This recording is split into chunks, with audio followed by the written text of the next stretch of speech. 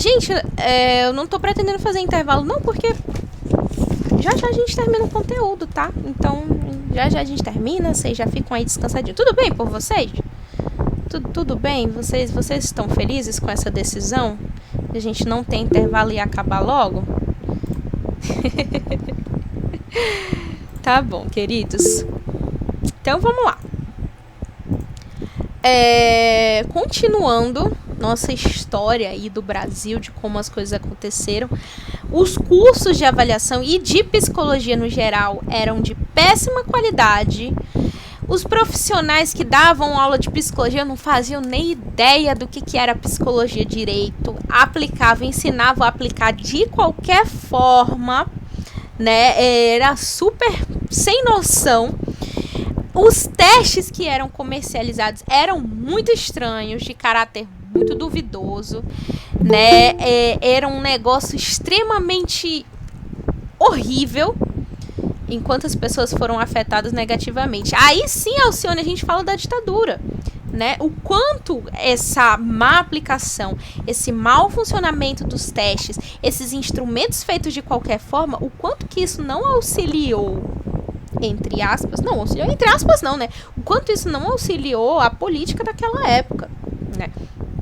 Então, o que acontece? Era super mal feito, os instrumentos eram estranhos pra caramba, eram muito duvidosos, era um negócio que, sei lá, não tinha embasamento nenhum, super absurdo, né?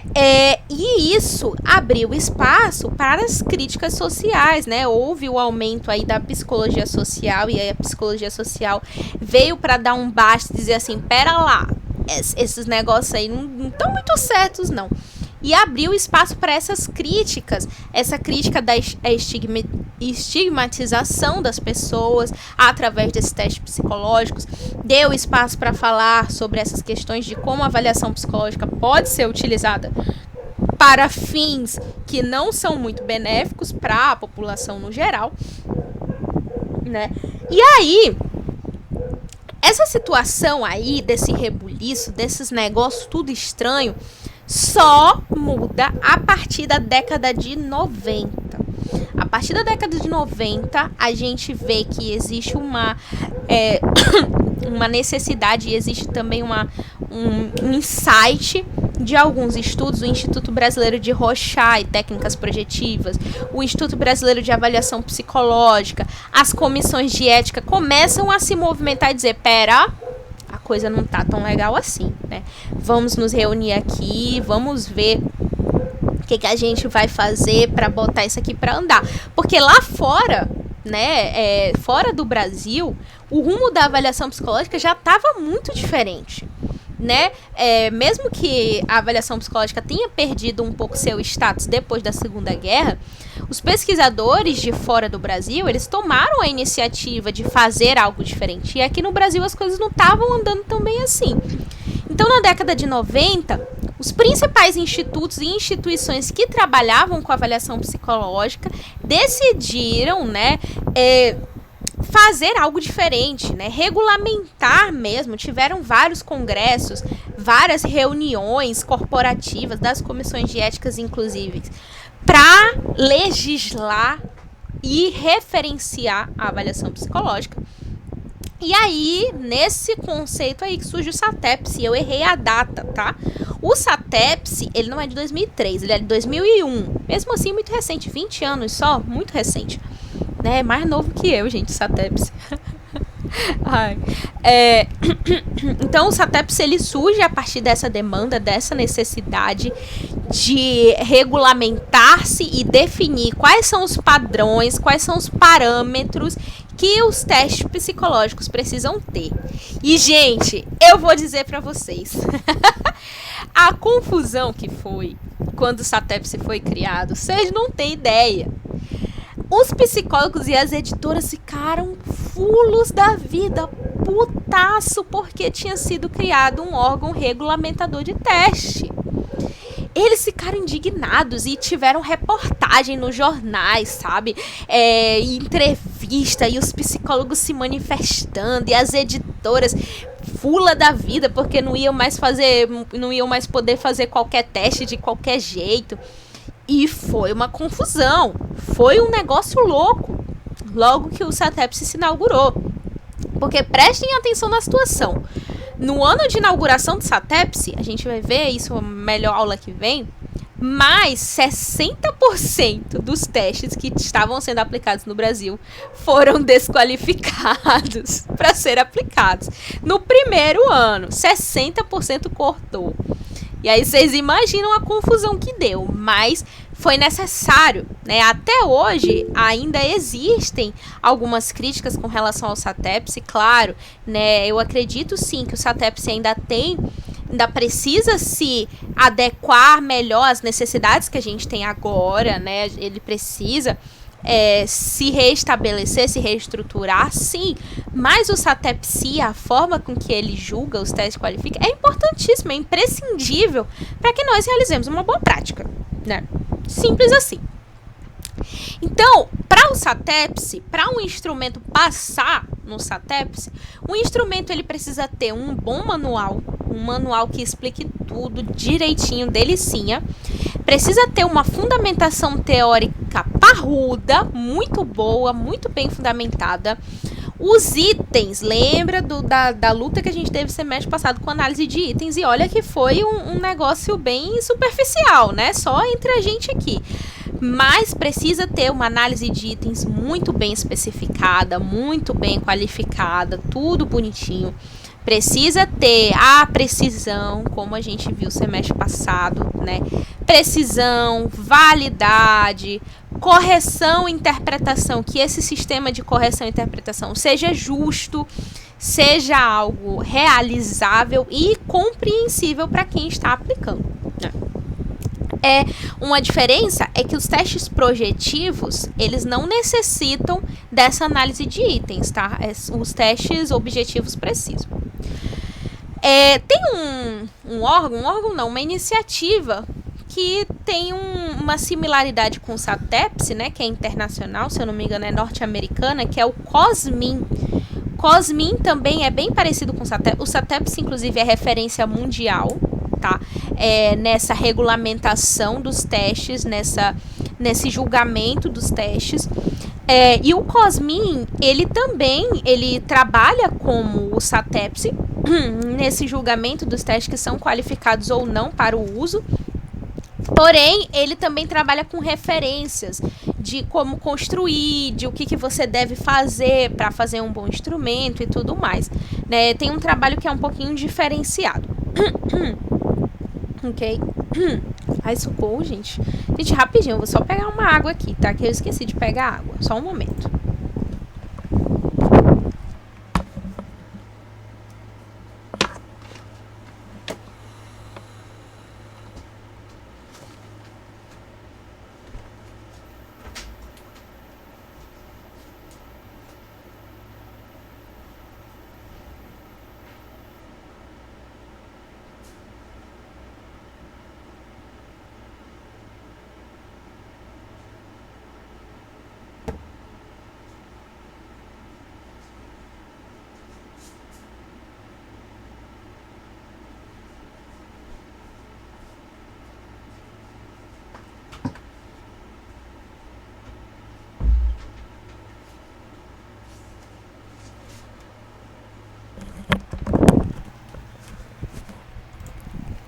Pronto, voltei. Gente, vocês ainda estão vivos aí?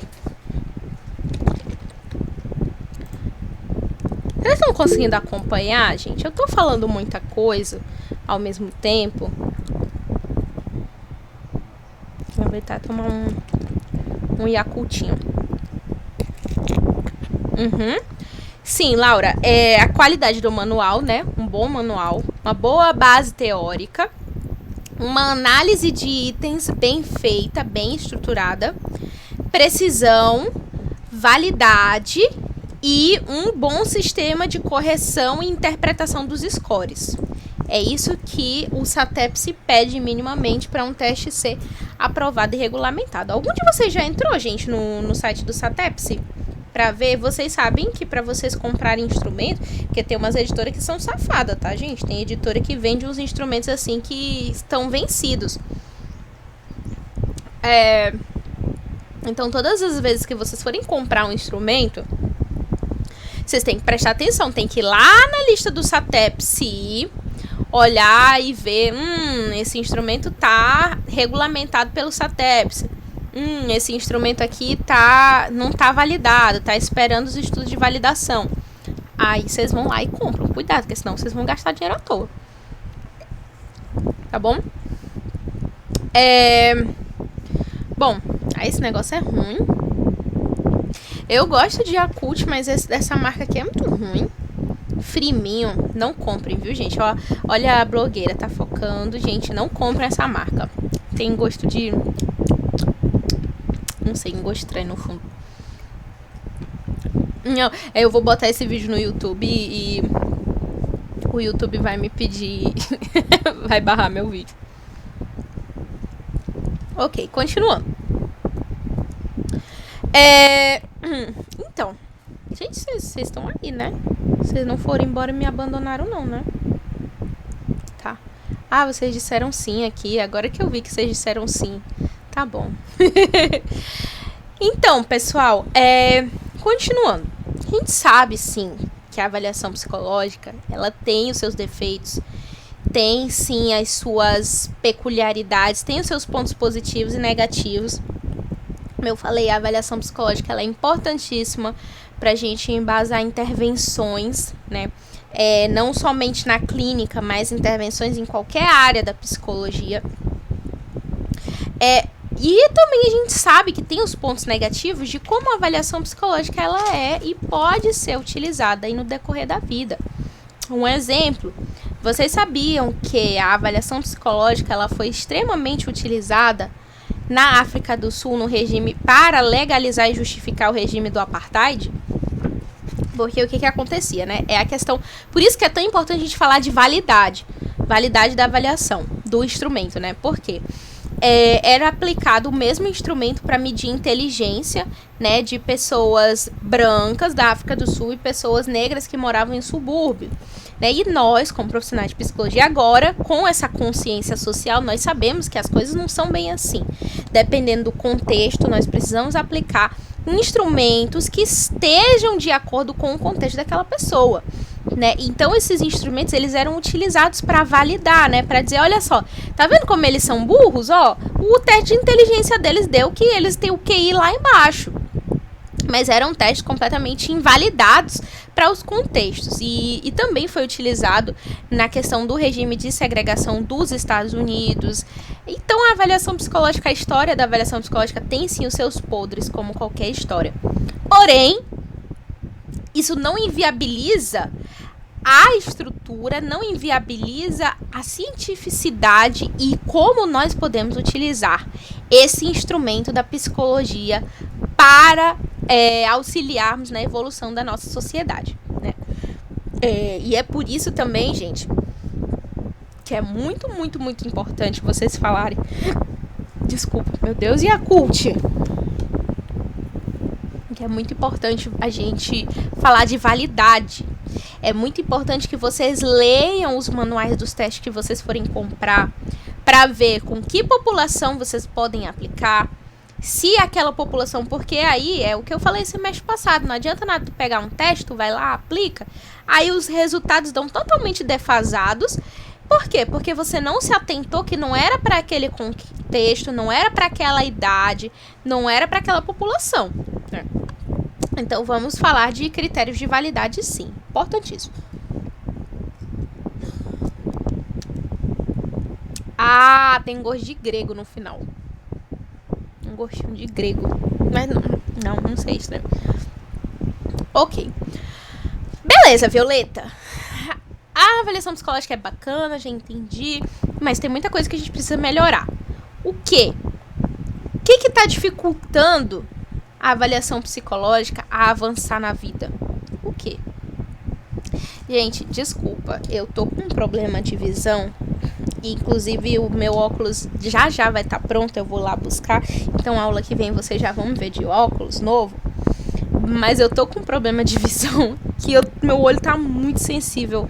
E eu tô com a ring light aqui, né? Porque a janela fica atrás da minha mesa de estudos. Então, se eu desligar a ring light, vocês não vão ver minha cara. Então, vocês vão ter que me ver dando aula de óculos.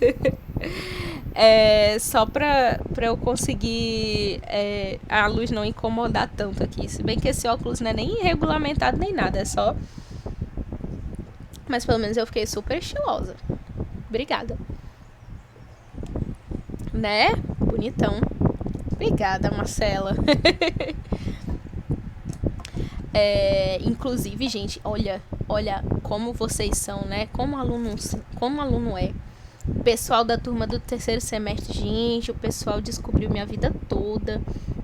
O pessoal descobriu meu Instagram de cosplay, meus cosplays sensual. Meu Deus do céu. Eita, tá gravando, né? E eu jurando que ia ficar no secreto, eu jurando que as pessoas não iam saber. Não, lá tava as meninas. Professora, eu vi seu Instagram, a senhora usando roupa tal. Aí eu, meu Deus do céu. Não, tá bom, tudo bem. Né, fui exposta. Mas enfim, né, não tem problema, viu, gente? Eu sou uma ótima profissional. Isso não tem nada a ver com a minha prática. Mas continuando. Então, a gente tem muita coisa para avançar na avaliação psicológica. A gente tem muitos requisitos aí para atender. Temos. E o que são? Primeiro, a visão limitada e preconceituosa que a gente tem. Então, a gente se limita a criticar, critica, mas e aí, o que a gente faz disso? A avaliação psicológica é estereotipada, a avaliação psicológica coloca os outros em caixinha. Ok, e o que a gente pode fazer para modificar isso? Né? Então, existe apenas uma limitação, uma permanência dessas críticas que não são construtivas, que são apenas para criticar, e é isso e ponto. Segunda, os professores não são qualificados a dar. Aqui está o exemplo, pessoal. Agora que eu estou fazendo minha qualificação, mas eu sou muito esforçada, então tudo bem. Mas são pouquíssimos professores que possuem qualificação em avaliação psicológica.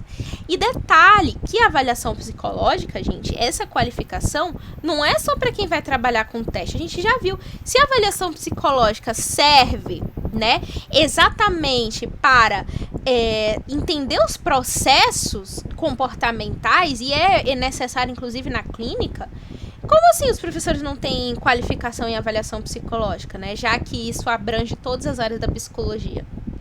Terceiro, a carga horária da disciplina é muito reduzida. Tem muita gente que eu já ouvi reclamar que por que tem 3 avaliações psicológicas? Mas é porque a gente tem uma visão de que a avaliação psicológica é só teste, né? E aí, para que 3 disciplinas falando de teste? E não é bem isso. A avaliação psicológica ela é muito mais abrangente. E a gente percebe ao adentrar, porque a gente tem que falar de entrevista, a gente tem que falar de montagem de entrevista, gente. A gente tem que falar de montagem de anamnese, a gente tem que falar de observação, como a observação deve ser realizada, como o diagnóstico deve ser realizado, como a intervenção deve ser aplicada, e tudo isso faz parte da avaliação psicológica. Ainda bem que a gente tem, assim, até 3 disciplinas, tá de boas, mas a carga horária das disciplinas é muito pouca para falar da abrangência da avaliação psicológica em todas as suas especificidades. E quarto e último, que é uma coisa que a gente está vivenciando agora por conta da pandemia também, é a falta de prática, né? A gente estuda muito a teoria, a gente estuda muito como que o instrumento é produzido, estudamos como que as coisas acontecem, como é feito, mas a gente não aprende a usar esses instrumentos, né? Mas não se preocupem, meus pupilos, porque nós vamos aprender a usar. E o bacana é que alguns desses instrumentos eu nunca usei. Então, eu vou aprender junto com vocês. Olha só. Tá vendo como a graduação serve também para os professores? Viu? Eu vou sair daqui instrumentada. Eu vou comprar, não duvidar, depois dessa disciplina eu vou comprar todos os instrumentos que eu vou passar para vocês, porque aí eu já vou entender tudo sobre eles. Olha só que belezinha, que divertido. Mas enfim, nós temos essas dificuldades para conseguir caminhar e direcionar essa avaliação psicológica mais à frente. né? Mas assim, primeiro de tudo é saber que a avaliação psicológica não é só teste. Vocês sabendo disso, tendo isso bem colocado na cabeça de vocês e sabendo dizer para os outros por que é diferente, meninos, já pulamos assim 10 etapas à frente, sabe? A gente já tá, olha, no dia que chegarem perguntar para vocês, olha só, olha que lindo, vocês vão responder. Se alguém perguntar o que é avaliação psicológica, o que vocês vão dizer? É um processo dinâmico, que envolve várias etapas, que tem como objetivo embasar uma intervenção. Vocês vão com um discurso lindo desse jeito, bonito, porque vocês aprenderam que a avaliação psicológica não é só testagem, né? E aí a gente fala tanto disso pra quê? Porque eu preciso frisar e enfatizar para vocês que a avaliação psicológica é um dos maiores instrumentos científicos que embasa a psicologia cientificamente. Porque é a partir da avaliação psicológica que a gente realiza pesquisas. É a partir da avaliação psicológica que a gente toma ciência de dados sobre comportamentos, né? Então, implica que nós sejamos metodológicos na hora de aprender e na hora de aplicar, ok? E por último, gente, pra gente finalizar a aula, olha que legal, a gente já tá acabando, gente. Que lindo, que fofinho. Vamos relembrar que, falando de especificidade de teste, né, de instrumento em si, a gente possui dois estilos, né? A gente estudou isso semestre passado, só que a gente estudou com uma nomenclatura diferente, né? Eu falei de testes projetivos e testes mais objetivos. Vamos nomear isso decentemente para ficar. Temos os testes nomotéticos, fixem esse nome aí. Inclusive eu quero comprar uma mesa digitalizadora para mim, porque eu adoro dar aula desenhando no quadro. Meu sonho é voltar às aulas presenciais só para eu escrever no quadro enquanto eu tô dando aula. Eu acho muito chique. Então acho que eu vou comprar uma mesa digitalizadora para mim, para eu ir escrevendo assim enquanto eu tô falando com vocês. Emocionante. Então, nós temos os testes nomotéticos. Esses testes que eu chamei de objetivos, que são inventários, né, questionários, essas baterias de personalidade e tudo mais, a gente chama eles de nomotéticos, né, que são testes um pouco mais específicos, né, eles levam mais em consideração as evidências psicométricas, certo? Tem como foco descobrir as leis gerais que regem o comportamento para conseguirmos aplicar intervenções, né? Também busca a semelhança entre variáveis, né? Ou seja, beleza, vamos falar de ansiedade. Ok, ansiedade é um negócio que cada um sente de uma forma diferente. Porém, né, existem semelhanças entre essas sensações. Existe ali algo que a gente pode tirar em comum, né? Porque é a partir desse comum que a gente vai dizer para outras pessoas que elas podem ou não possuir esse transtorno. Então, o teste nomotético, ele se concretiza a partir dessa semelhança entre as variáveis, né? Os estímulos são padronizados, não é nada muito aberto, então com esses testes nomotéticos, né? Ou psicométricos, também pode ser chamados assim. Existe ali um foco em como que você vai aplicar, você vai sentar, você vai entregar uma folhinha de resposta para a pessoa, etc, etc. Outra, as respostas são fechadas, né? Então a pessoa ela tem escolhas ali que ela tem que fazer.